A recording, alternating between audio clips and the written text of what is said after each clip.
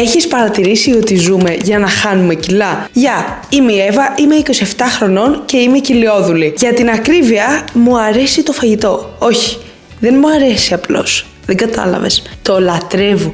Ζω για να τρώω. Γουστάρω το φαγητό. Να πηγαίνω κάπου και να γεύομαι το φαγητό. Δεν θεωρώ το φαγητό ότι είναι μόνο πηγή ενέργειας απλά για να βγάζω τη μέρα. Μου αρέσει να δοκιμάζω φαγητό. Μου αρέσει να πηγαίνω σε νέα μέρη, σε νέα μαγαζιά, σε νέες πόλεις, απλά για να δοκιμάζω φαγητό. Δηλαδή, αν πάω σε ένα ταξίδι και γυρίσω, μην με ρωτήσεις για τα αξιοθέατα που είδα.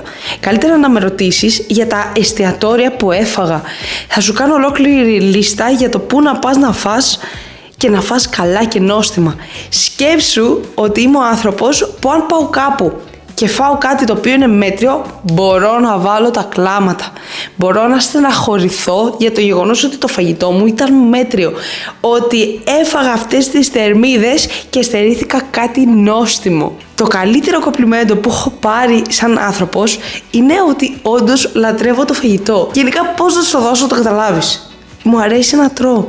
Γυμνάζομαι για να μπορώ να τρώω. Και η φάση ποια είναι? Είναι ότι κάθε χρόνο, όχι μόνο εγώ, και εσύ και όλοι μας παλεύουμε να χάσουμε τα περσινά κιλά. Γενικά βλέπουμε το φαγητό σαν εχθρό. Σίγουρα το να μετράς θερμίδες βοηθάει πάρα πολύ στο να κινείσαι σε λογικά πλαίσια, να ξέρεις τι τρως, έτσι ώστε να μην βάζεις κιλά. Αλλά το φαγητό δεν είναι εχθρός. Το να γεύεσαι και να τρως νόστιμα δεν θα έπρεπε να το κοιτάμε σαν εχθρό. Είναι κάτι ωραίο, είναι απόλαυση. Η ζωή είναι απόλαυση και πρέπει να γευόμαστε τη ζωή, να την απολαμβάνουμε. Και όπως λένε και οι παλιοί, ο έρωτας πρώτα περνάει από το στομάχι. Και αυτό το εννοούν για το φαγητό. Πάντα θα προσπαθούμε να χάσουμε κιλά. Πάντα θα προσπαθούμε να φτιάξουμε το τέλειο σώμα.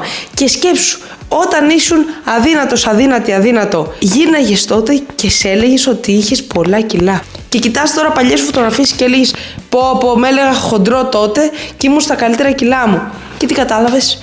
Και τότε δεν απολάμβανες το φαγητό και τώρα δεν το απολαμβάνεις ή το απολαμβάνεις μισό ή έχεις τύψεις μετά και κάνεις αγώνα επειδή μια μέρα μπορεί να φας κάτι παραπάνω, κάτι που ήθελες, κάτι που νοσταλγούσες να γευτείς εκείνη την ώρα και το κάνεις μισό.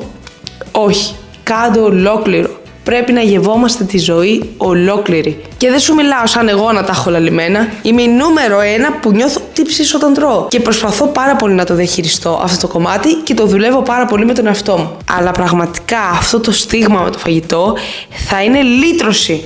Αν καταφέρουμε να το πετάξουμε από πάνω μας και να απολαμβάνουμε το φαγητό και να απολαμβάνουμε τη ζωή. Και ας τρώμε κάποιες μέρες λίγο περισσότερο, κάποιες άλλες θα τρώμε λίγο λιγότερο. Επίσης, ένα λάθος είναι ότι οι άνθρωποι ονομάζουμε το υγιεινό φαγητό διατροφή. Όχι, επειδή τρώω σαλάτα, δεν κάνω διατροφή. Πρέπει να τρώμε σαλάτες για να είμαστε εμείς καλύτερα μέσα μας, για την υγεία μας. Γιατί έχουν ένα σωρό συστατικά που μας κάνουν να νιώθουμε καλύτερα, να νιώθουμε ευεξία. Η σαλάτα δεν ισούται με διατροφή. Ισούται με ισορροπία.